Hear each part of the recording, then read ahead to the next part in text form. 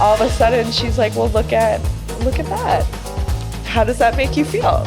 And I was like, horrible, thank you. And then she said, tell me more. And I said, more I will tell. Welcome, everybody. And I'm going to use a word that is not great in our culture right now, but the inaugural episode of Tell Me More. Inaugurations are not pretty these days. They're not. So this is our very first episode, and I'm really grateful to be here. As most people know, I also co-host We're Not Fine, which is a podcast with my brilliant co-host, Talia Jackson, who will be here later today. However, of course, there's more to mental health and there's more to life right now. And boy, is life challenging, that we might talk about. And Tell Me More is going to start covering some of those topics. Today's topic I'm going to introduce in just a second, but I want to talk a little bit about that. This is a very dark time. And so I find myself in a very serious way wanting to have the dialogues that are based in truth and help us manage the fear and the avoidance and the insecurity and the uncertainty that we all face right now. As a psychotherapist, boy, I'm hearing a lot of stories and there's a lot of emotions coming out of the current status of our world. So I hope to have these conversations in that real, honest way that help people kind of thrive instead of just survive during this difficult time. So we're going to do that on Tell Me More. I also want to talk about this topic today, which is a really interesting topic with my beautiful guest. The thing that's interesting about toxic relationships, and we know them as narcissistic or abusive, they come in a variety of packages, whether it's physical, sexual, emotional, psychological abuse comes in a variety of packages. And the truth of the matter is, these are highly disenfranchised experiences. And as you and I, Reneah, even had a conversation this week, it's hard to talk about because we start to feel like we shouldn't be in these relationships, or we have shame, or we blame ourselves for not being able to manage them differently. But that's way too easily said. And the implications of having survived for you a toxic relationship is complicated. Yeah. You know, the emotional impact, the social impact, the physical impact of these relationships for anybody in our audience that's been a part of these relationships. I've been in a few, regretfully. And it's hard to identify. Okay, nobody nod their head. Way too much consensus. But the truth is, when you're in them, it's hard to get out because you keep hoping that things will change and you keep accommodating and making compromises and all of the things that you need to do to try to make it work. And it sometimes just doesn't. And it's really hard to walk away, which we'll talk about today. So let me introduce my amazing first inaugural guest, Reneah Arndt. Hello. Hi, everyone. Thank you. Thank you. So it's interesting. Reneah, you and I first met at a dinner party at my home. We did. This past summer. We did. As your uncle is one of my dearest friends, as well as hosted the dinner party with me. Yeah. But is also a part of this podcast crew. Yeah. And he can't be here today, which is probably helpful in some ways because of the things his niece is going to be talking about. But you know, you and I had an immediate click, and then you came for Thanksgiving and we started talking about the podcast and the fact that you had some traumatic experience with a toxic relationship that might be helpful for people to hear about. And you know, the thing that's striking is about half of Americans, the data suggests that half of the Americans that are currently alive are in toxic relationships of one form or another. That is a way too high number. Yeah. It's also why I'm so fucking busy in my practice, right? And also, like 76% of teens report being in an unhealthy, toxic relationship. Really? Isn't that something? 76. So That's really high. Three out of four, it's very high. And it's very concerning. So I just want to say two things. First of all, I'm so glad you're here. Thank you. I'm so glad we're having this conversation. I cannot tell you how many people who are going to view this will be in a toxic relationship and maybe even not know it. Right. Or they might not know what to do with it. Yeah. And they might be very stuck. And I will tell you, in my practice, I have several clients who are in these relationships where it's hard to get out. And they kind of bring their partners in, or they'll do something to say, can you help? Yeah. And I'll kind of make an honest decision, either walk away. If that person is not willing to do the work, they're not going to get better. Right. So with that, I'm going to toss the baton and ask you this, which I knew you'd gladly take. Reneah, tell us about your experience in your relationship. So I was homeschooled and it was kind of isolated, but my parents did a very good job of socializing me. So I was a part of church and church activities. I did sports and things of that nature. So I still was socialized and obviously meeting my friends and things of that nature. But dating when you're homeschooled is just not really a thing. The population in your home might have been limited. Correct. You know, it's just me and my brother, and we're not going to do that. So it's like, you know. That's a whole nother episode. We're not getting into that. No, I'm kidding. I'm kidding. I'm absolutely kidding. But I would say I didn't really have a true relationship until, honestly, college with my exes, who I will be talking about today. That was my first, I would say, big, real relationship. You know, one of the things we talked about, the homeschooling situation is fascinating to me. So fascinating. And it doesn't sound like necessarily the worst thing for people. And I think more people are heading toward it as we live in this very kind of crazy time, and student classrooms are bigger and bigger, and teachers are more and more drawn on for their energies and zapped, frankly. But I'm kind of curious about the homeschooling piece. You're right. Like, it doesn't offer a lot of socialization. And the church setting offers a specific type of socialization, I would anticipate. Right? Yeah. Do you think that impacted your high school experience? Yes and no. My parents did a very good job of keeping me socialized. So it wasn't like this huge culture shock when I went into middle school. Like some of my friends were in middle school or high school at the time. So they kind of prepped me, or I, got to be in a few classes with them. So it still felt, like I had I'm not just thrown into this huge, world that I have no idea of, but it was really interesting. We have these things called co-ops, which is other families who homeschool kind of get together. And my mom, for example, she didn't teach science. So then I got to take it with a different parent. So it was kind of like a school environment in a sense, but standardized testing was hard. Again, socialization, most of the families were religious, Christian. So very much so still that umbrella over it. We've not talked about this, but I'm kind of curious from that religious point of view. Were there messages about dating? Were there messages about marriage? Were there messages about sex before marriage? Oh my gosh, yeah. I'm guessing so, right? Yeah, it was kind of, the first time, my first boyfriend, it was 3 weeks long. So, It's a long one. Yeah. It was a really long one. But I cried when I told my parents that I had a boyfriend, because it was just, I felt bad. I don't know. It felt wrong, being alone with a guy, before marriage is like. Well, it's intimate. Obviously, we don't want to tempt you to do something. So it's always groups. It's always girls over here, guys over here. Obviously, there's not a lot of LGBTQ plus. I was just going to say, it's always interesting when you put boys with boys and girls with girls as someone who likes boys. Kind of an interesting way of looking at the world, isn't it? Right. Yeah. Like, how about if you go to the same-sex locker room? Okay. But I'm somewhat curious about this. So, and let's talk about college. So you get to college, and obviously you're not at home anymore. And so you're a little bit more free to explore. Tell me about what that experience was. Great. Let's just say for what it is, I was like, wow, what was I living before? Not that it wasn't freedom, but it's just me and my house and my family, It was awesome. I wanted to talk to every single person I could. I'm a very social butterfly. So it's just like, if anyone will listen, let me talk to you. And I met so many amazing people. Most, I would say, of my core friends that I have now were from college. I met a lot of really amazing people there. And some not so much. Yeah, let's talk about that one. So you started dating someone. And I guess one of the questions that I always have for people is, like, what drew you to that person? And you know what? I was trying to think about it. And I can't. I do not. Really? I'm like trying to remember like why I was drawn to him, right? Like, what was it about him? He was kind of like, he played sports. He was on the football team there. Obviously attractive, tall, just all the things, I guess. Tall, athletic, and attractive. Yeah. That can be a draw, right? Was there immediate sort of connection?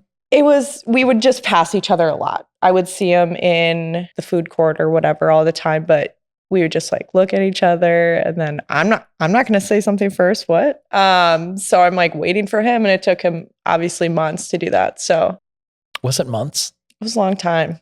Our first date, I guess you could say, there's a beach in my college town, and I was just wasted. And I went up to him and I took off my sunglasses. I was like, when are you going to talk to me? You know? And then he was like, you have huge blue eyes that are really scary, but they're beautiful. And then the rest was obviously history. But we went on a date that night. And by date, I mean, we went to his house. Do you want to elaborate? You obviously remember that. Yeah, he didn't take me on dates. I think we went on 2 dates that I can remember. The first one was for my birthday, and he took us to this restaurant. It was nothing fancy by any means.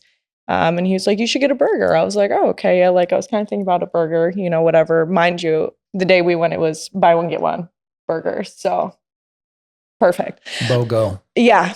Yeah. Thanks. So perfect. So you felt special. Yeah. I was like, oh, you're really spending some good money on me here. So in a very serious way, even though we're joking a little bit about this, Yes. you know, him not necessarily feeling comfortable asking you out. Mm-hmm. He didn't actually ask me out for 2.5 years. That. Okay. Yeah. We were together for 3 years, but he didn't ask me out and have that exclusiveness, I guess you can say, for 2.5 years. Reneah, let's talk a little bit about when you started first noticing that the relationship was not healthy.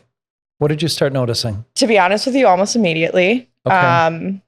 So we started to hang out, and I would consider him my boyfriend without him obviously having the same views. But a week before I moved back home for summer, or a couple weeks, 2 weeks, couple weeks before I moved back home for summer, before I was going to go back, my anxiety was just through the roof. I would see Snap stories or social media of him, you know, out at the bars. And obviously I'm not getting any messages or text, or no one's telling me when he's making it home. He's not calling me when he gets home, nothing like that. I wake up going through my stories. I see him dancing with a woman, you know, or multiple or what have you. And it was every weekend. I would be up until 2:33 a.m. just trying to see what he's doing. Did he make it home? Is he at home? Is he going to call me tonight? And it was just a never-ending cycle. Is he with that person that you saw pictures of him with? Now? Right? No, I mean, like, you were probably wondering that, right? Yes. Yeah. Of just like, is he, you know? I want to just observe this anxiety word that you used. I think one of the pieces that I tell people to look for, are you feeling calm in the relationship? Are you feeling solid enough to not feel that constant anxiety about almost testing if they're interested in you or want you or wants to be with you? And I'm not hearing that there was a lot of validation of that experience. No. A lot of just gaslighting, you know, oh, my phone died. Oh, you know, I was just out with the boys. And then it's like, okay, I'm counting 3 people who are not your core friends here that are women. Right. And I never wanted to be that. Again, this is my first big relationship, right? I never wanted to be that partner that didn't allow him to have friends. I had guy friends, and I knew and had met later on some of his girlfriends, which are amazing women.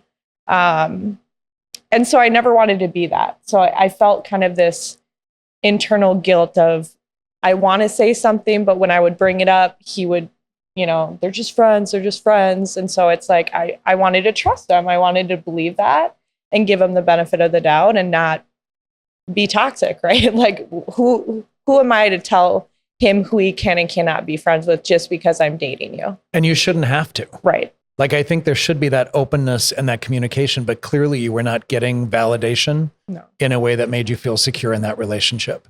No, not at all. You mentioned anxiety. At one point you started an anti-anxiety medication. Is that right? I did. Yeah. Tell me about that. Best thing. She has my back always. I love her. I wish I had her Your sooner. prescriber? No, my medication, Lexapro. You call it her. Okay. Oh, Lexapro. Lex is Lexapro great. is a gender. Okay. Lexi is great. Yes. There are more than 2, by the way. Correct. Okay. So did you use that during that time that you were anxious in this relationship? No, I actually started my anxiety and depression meds after I graduated college. And looking back, I should have had it all along. Yeah. Yeah. I wish I did. You mentioned to me, Reneah, that there were some put downs in that relationship. He would make negative comments. Yeah. Do you remember what those were? Yeah, he would make fun of my acne a lot. I struggled with my acne, so he'd always make comments about it or like brag about how clear of skin he had, almost just like rub it in my face, and it's like I can't do anything about this. He would comment on my eating, and I did have a eating disorder at that time. So Did you have an eating disorder because of the relationship, or was it before that? So I actually had Lyme's disease in my stomach. Oh, for God's sakes. Okay. Yeah.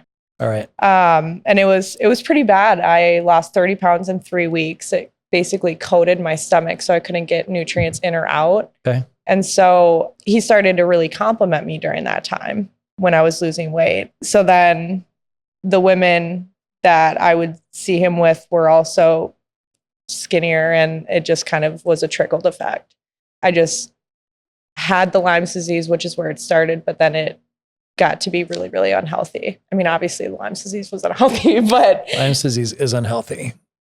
That makes me very sad because, of course, you would probably keep trying to do what pleases him to try to quell that anxiety or that insecurity. Yeah. Tell me about your physical relationship with him, if you're comfortable. Yeah. It was never about me. There was a lot of expectations that he had relating to that. If I wasn't pleasing him in some sense, usually every time that I hung out with him, it was just kind of like, why am I there if it's not for, the intimacy part? I would have sex with my shirt on because I was so insecure about my acne, and he would make comments about it during sex to me. There's a lot there. He would just nitpick and pick at me during sex very frequently. Which is awful. Horrible. It's one of the most obviously intimate things we do. And we like to be validated, of course, by our partners in that regard. So you're talking about like those put downs are a way of maintaining power and dominance in a relationship. Mm. I know you recognize that now, even as you put up the finger, but it's really painful when you're in it. And you don't know any better. No. And when we're new at dating, which this was a really early part of your adulthood, I think it's really hard to know what's right and wrong. Yeah. Yep. Were you talking with anyone at that time about these experiences? Like friends even? Yeah. Some of my best friends I was actually living with. So thank God for them. Honest God. And they would just be like, Reneah, that's not normal, right? Okay. As in like, we didn't have sex in missionary. It was only from behind. So he didn't even see my face. And I cried before, and he still finished. Okay.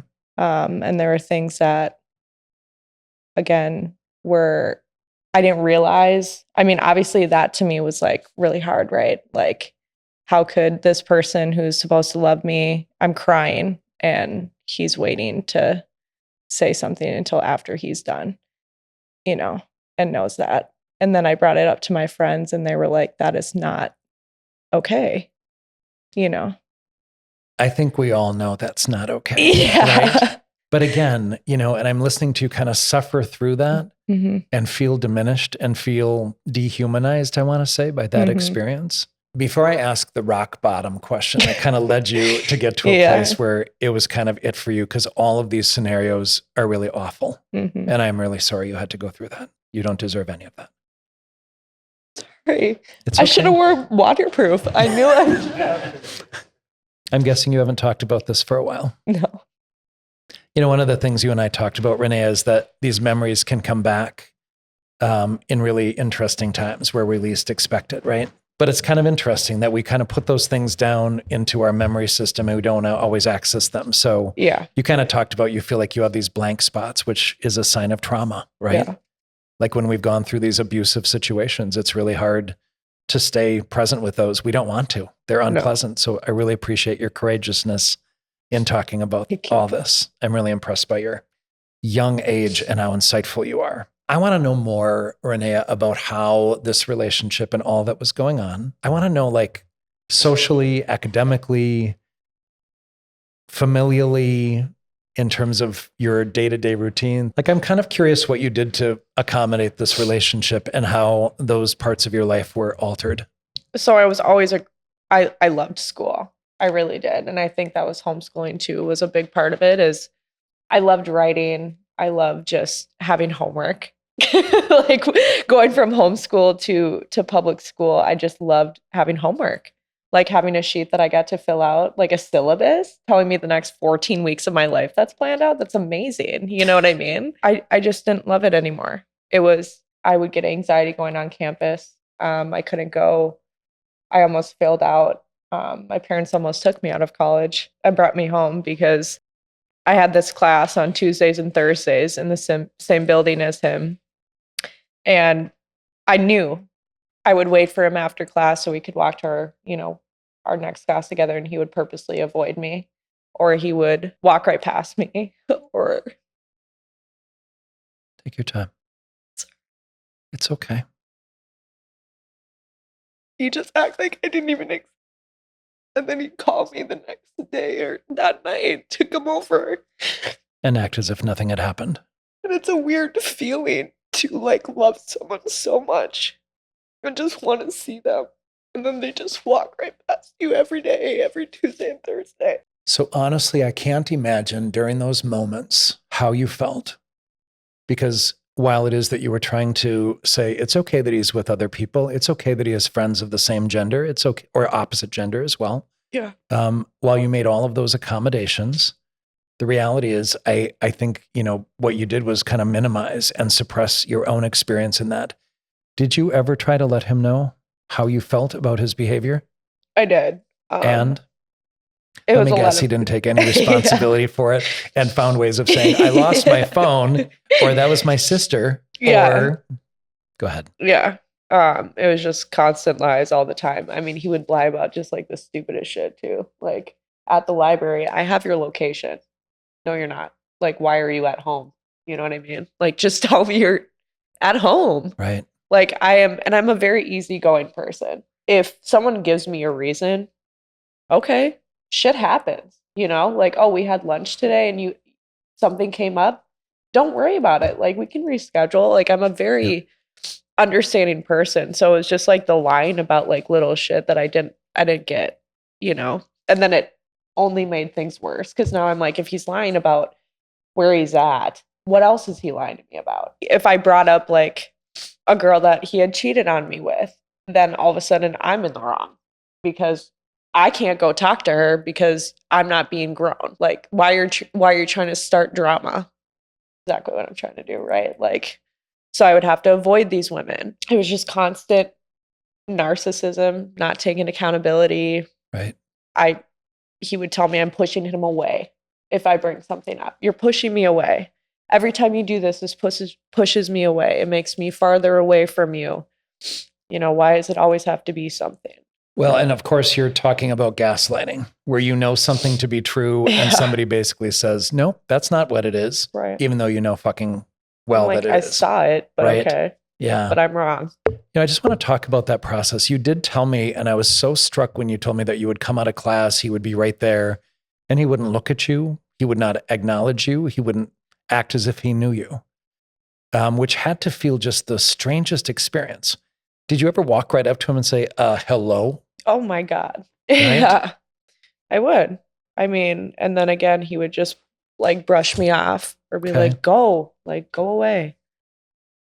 Okay. So Reneah, the big question that I think people are going to have is, what was your rock bottom that led you to say you do not want to do this anymore? We had broken up for probably the 18th million time at this point. And he, of course, was coming back after I was doing good. And by good, I mean... Not mad at him anymore? No, completely avoiding him in every sense, trying to move on. And when I'd go out, it was like when I finally would do something. It's always when they come back. It's always when they come back. I like literally knew it. Yep. I knew he would call me. And so he was texting me and, trying to start things again for a week. And I saw him, we call it downtown. Downtown's kind of where all the college students would go to party and go to the bars. And he was out with a woman. And I was never allowed to go out with him. I think I went out with him and his friends, think I could probably count on one hand how many times he let me. Let you. Yeah. Yep. Let me. They walked right past me and I was just flabbergasted. I was floored. You haven't talked to me for 2 days and now you're popping out with another woman. And so I turned around, tapped her on the shoulder, and I just said, do you know that he's been texting me this week? And she was like, what are you talking about? And I was like, do you know that he's been texting me this week? And he's right there listening to the whole thing. And I refuse to look at him because at this point, I'm not holding anything back. I have nothing to hold back at this point. That was like the biggest slap in the face. I whipped out my phone. I showed her, scrolled through all the texts. And I said, I just started listening. I said, I never met his family. He didn't ask me to be his girlfriend for 2.5 years. That I had an eating disorder.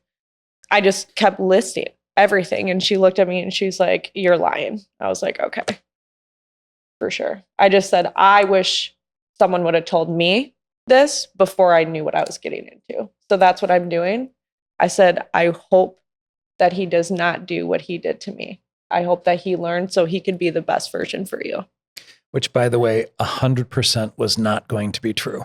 Oh my God. Unless people do their work, yeah, they do not change. No. People have this big fear that if they let the relationship go, they're all of a sudden going to show up at their best, way after that. It doesn't work that way. No. So there's no question he continues to do that, and he continues to cheat, and he continues to lie unless he's been in therapy, which he hasn't been in my office. So I don't think that's happening. Yeah, he didn't believe in therapy or mental health either, right? Yeah. Keeper. That's not surprising. You also mentioned that you'd be, when you were allowed to be in his social circle, you would identify being with him and his friends would not necessarily acknowledge that he had ever told them that or that you were clearly his girlfriend. And I feel like there was an enabling in that social circle when we talked about this as well. And it is really striking to me that these people kind of let these things happen to you and didn't necessarily stand up for you. Yeah. And had his back, which is enabling that bad behavior. They all did, yeah. I would say it was interesting because it's the football team for sure had a very closed mouth. Like a bro code? Yeah. Great. Love it. But also his roommates, the ones who were not on the football team, also, they didn't tell me either. Except for one of them after we broke up, who I still had stayed connected with. Because obviously for 3 years, you get to know their people, and I'm not someone to just cut off someone if you didn't do anything to me. I have no bad blood with you. Right. Yeah, he admitted that he wished he would have said something when he would bring over other women or like talk about going to other women's houses or whatever, but he would always say that we weren't dating. We weren't together. And so looking back on it, I realized that the biggest reason of why he didn't ask me to be his girlfriend is so I couldn't claim that he cheated on me, right? Because we weren't exclusive in his mind. Reneah, one of the things, so you tell this other woman, this is what's going on. Yeah. Did you at that point let him know it was over? Sounds like that was a multiple time experience, but you let him know it was over? So we were broken up at that time, trying to rekindle. And I guess I didn't finish the story. Sorry. But yeah, he pulled me out of the bar and just a screaming match. Basically, I'm sitting there taking it because in my mind, I'm like, if I'm this unhappy with someone, I might as well be this unhappy alone. And he just let me hear it. I never loved you. I was only with you because, sex, and you'll never be with someone better, and just all the things that you'll usually hear. So from a narcissistic, self-centered, abusive person. Yeah. So tell us about the aftermath of that breakup for you. And I know this is a difficult part of the conversation. Yeah. One of his friends who stopped being friends with him when he found out about this and is now one of my dear, dear friends, walked me home. And he was like, I'm worried about you. And I was like, no, I'm good. I'm okay. Like, I'm just going to go to bed and everything will be fine. And my roommates they were all sleeping. And I was unfortunately thinking about taking my life that night. And I made a couple calls and no one answered. Because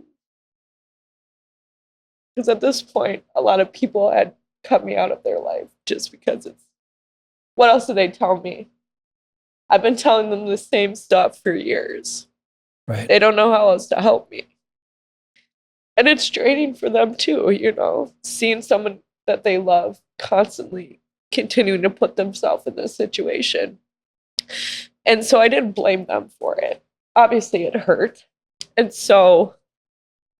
actually, one of my friends, who I'm very thankful for, she answered.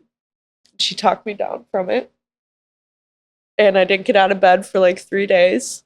My friend who I was talking about, he came and picked me up. And he said, you get 72 hours.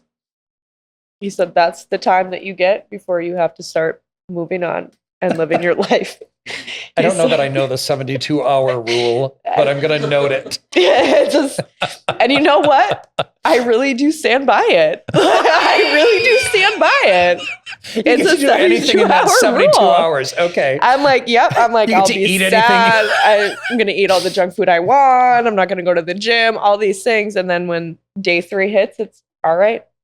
It's time to get up. It's time to do life. And it's time to do life for me. I want to stick a little bit before we go into what that means. Okay. I want to stick a little bit, Reneah, with your suicide ideation in that time period. Okay. How long did that last? I would say only attempted that night, but the thoughts stayed with me for a while. It's hard to love yourself when you put so much of your love in someone else, and just trying to like find that love for yourself again, when it's like, how do I even do that? What does self-care mean? What does that even, what am I supposed to do? Take a shower? I do that every day.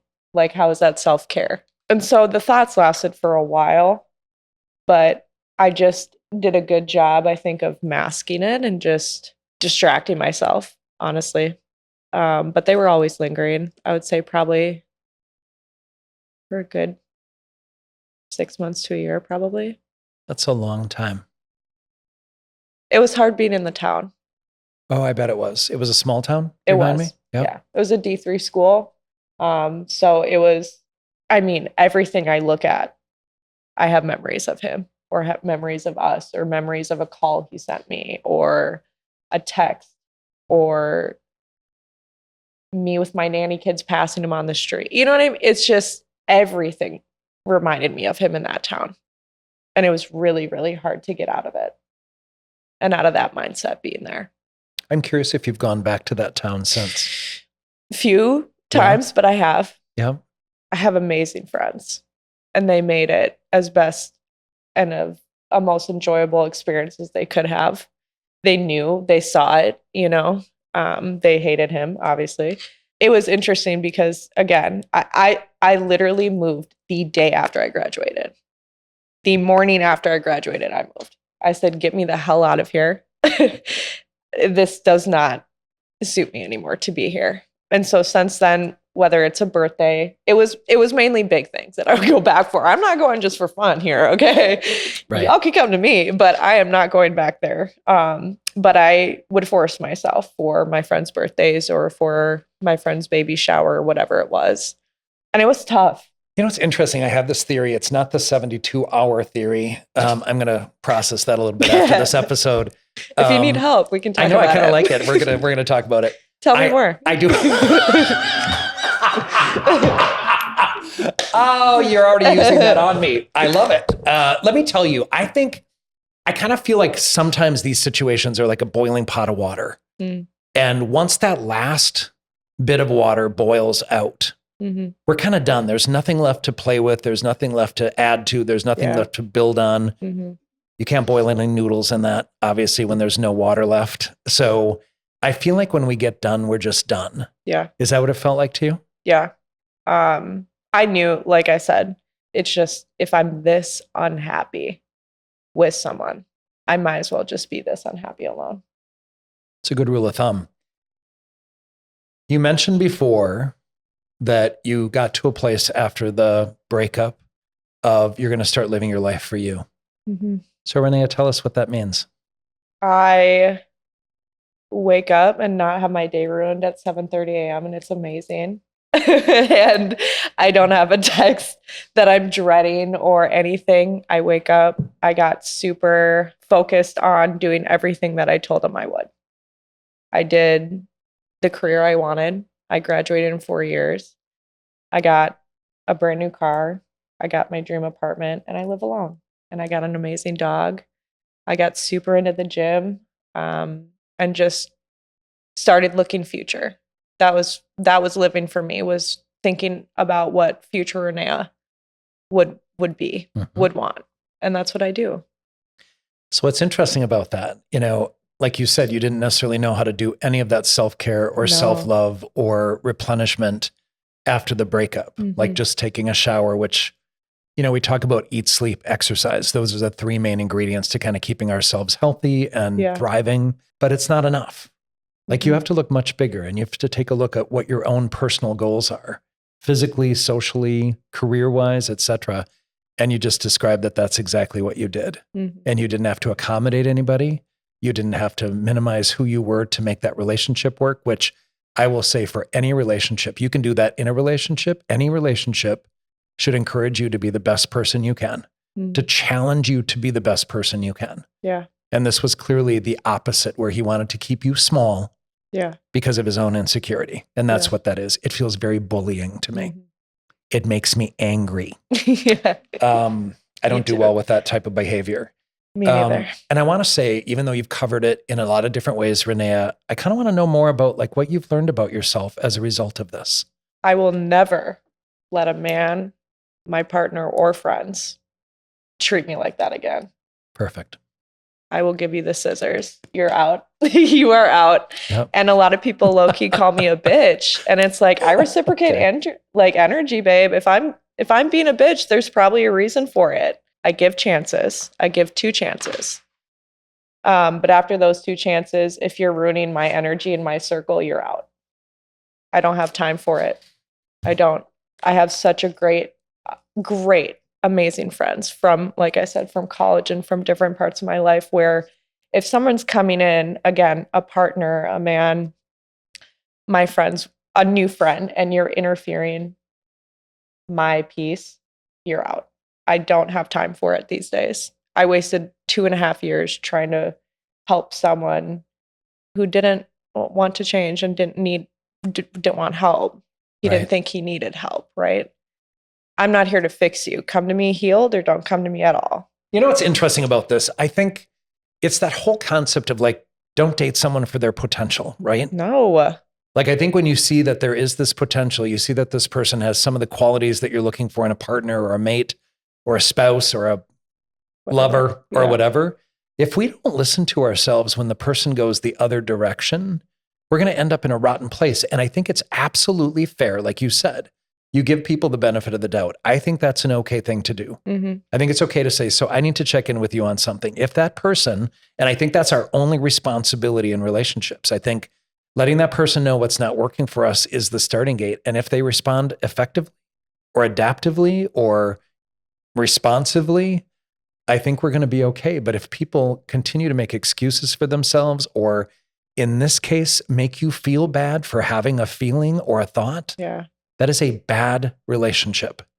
And one I'm glad you've walked away from. Now that you've had this experience, how do you approach dating? I take everyone at face value. What you tell me, I'm going to tell you until you give me a reason why I shouldn't. I'm not trying to make excuses for someone, nor will I, because I don't make excuses for myself. I think people make mistakes. I make mistakes. I'm not perfect. I do things, and I did things in that relationship that I'm not proud of. And looking back, I would never have done. But there's a difference between me being able to acknowledge that and say I'm sorry and be able to love that person enough to not do that again. Right.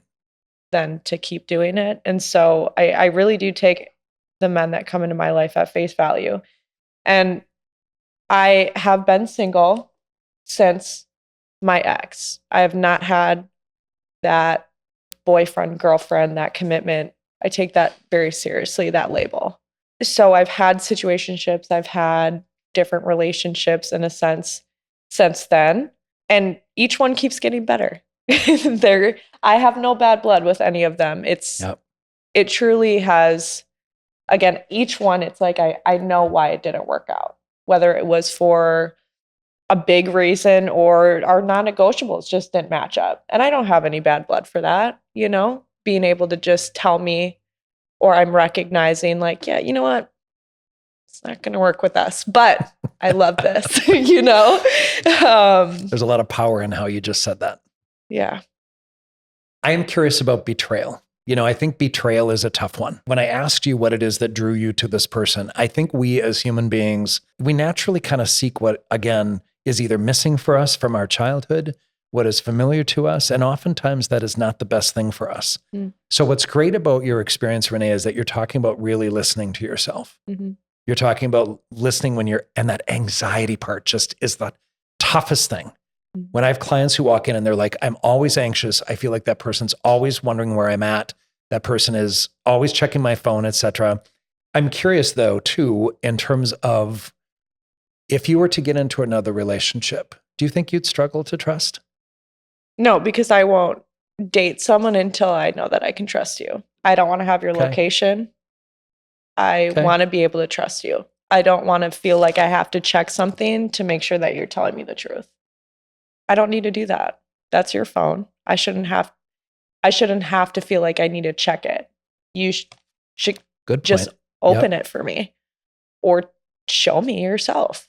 In so many relationships that I've worked with that there is betrayal or an affair or infidelity, I do tell people, feel free to check their phone. Feel free to do whatever you need to do to regain trust. But regaining trust is different than building trust. Mm-hmm. And that's what you're talking about. Like you don't want to get into a situation at all that doesn't give you that sense of security right away. Yeah, no, I or won't as do it grows. I won't. So you're listening to yourself now. Any more about your story you want us to know? Taking this step, right? Yeah. Is sometimes the scariest part is actually just trying to envision life without this person that you've thought your whole future with. Yep.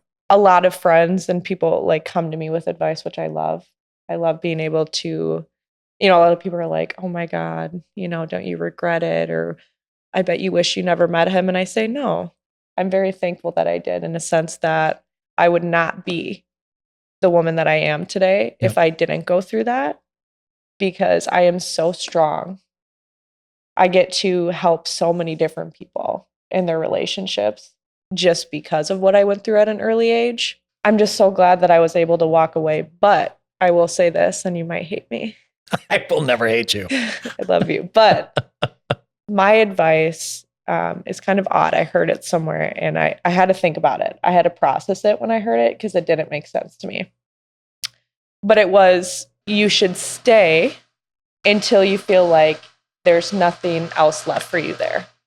And I felt like when so many people were telling me like, oh, break up with him, my parent, all these people are telling me to break up with him. Then I would feel bad when I would get back together with him. And then I didn't want to tell them that we were back together.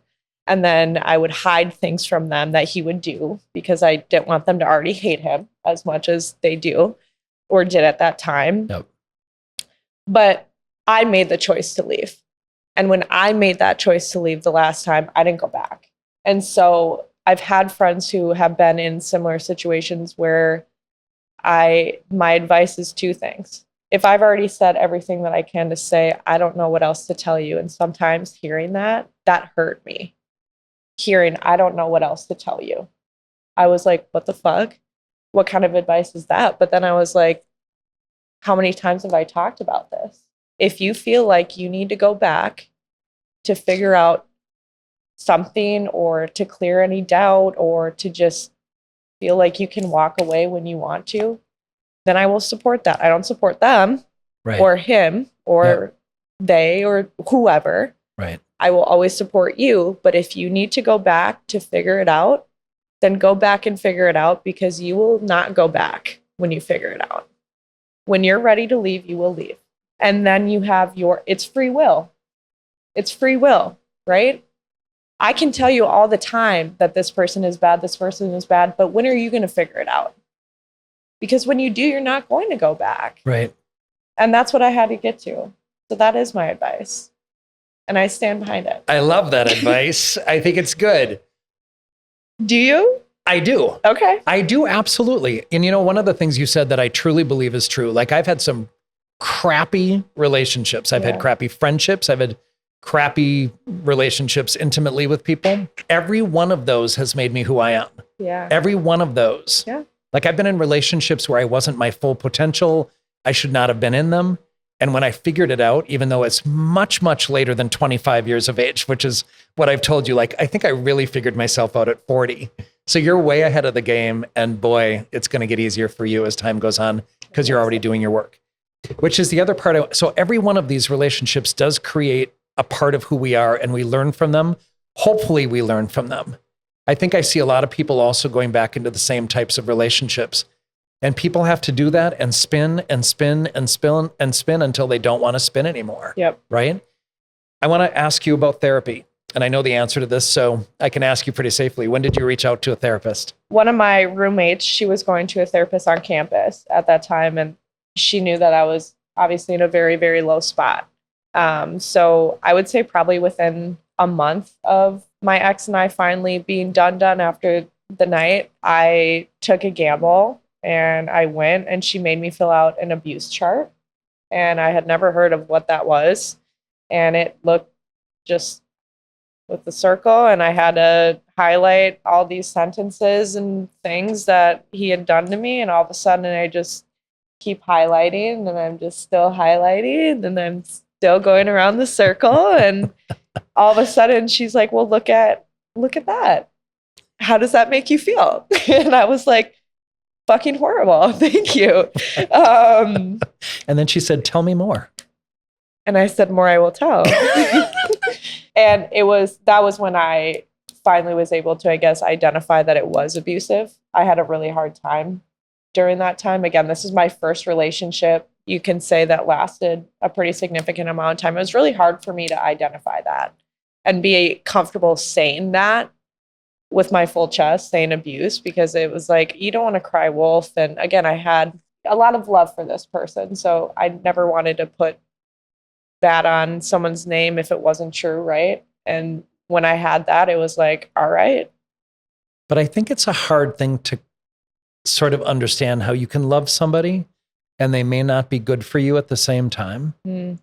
Like, I think sometimes there can be that person right in front of you that has a lot of potential to be that person. Yeah. But if they're not, they're not. It's kind of like these people that you've had situationships with, I think you called them. I did. You start to realize these are not the right people for you. And so letting them know up front.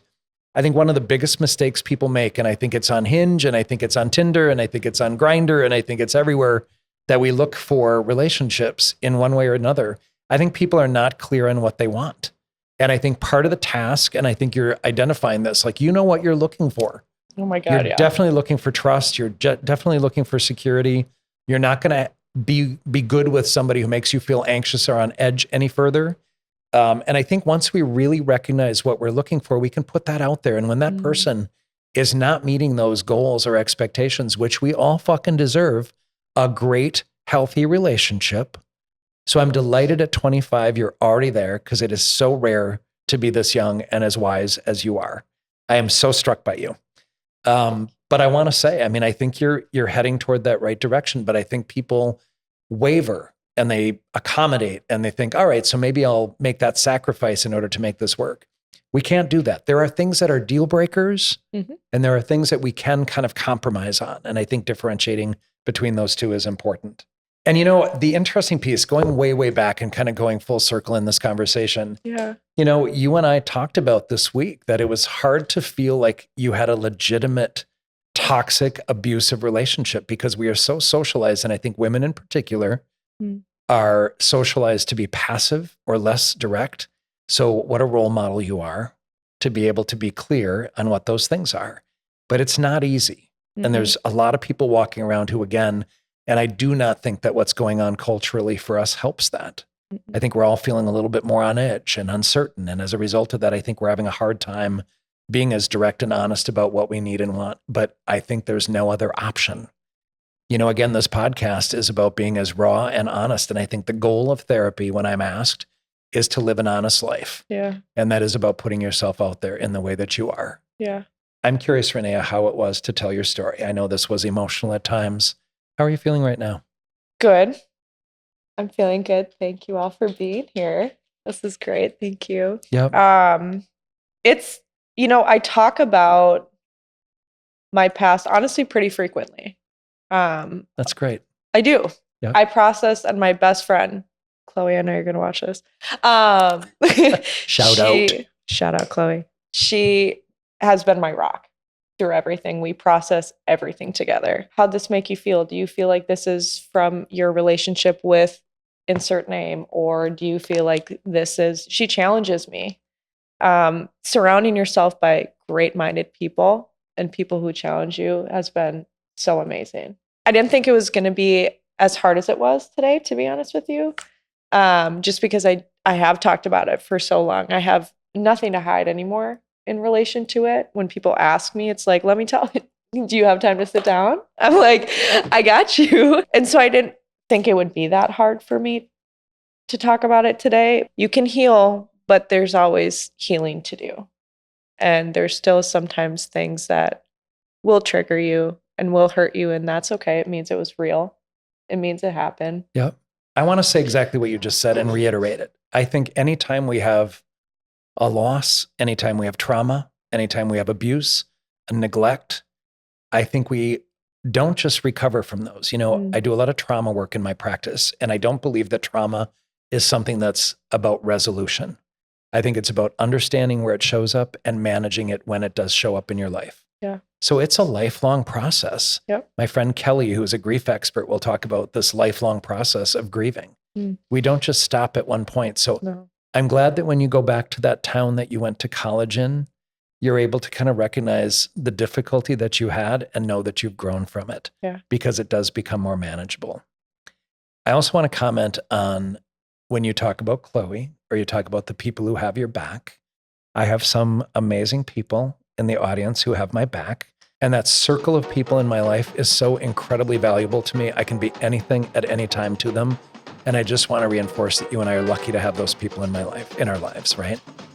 Reneah, thank you so much for sharing your story. I may have you back for round 2, of course. And you've been excited to be on this podcast, but also as many as possible. And there's going to be more opportunity. Thank you for sharing your story. I'm really proud of you.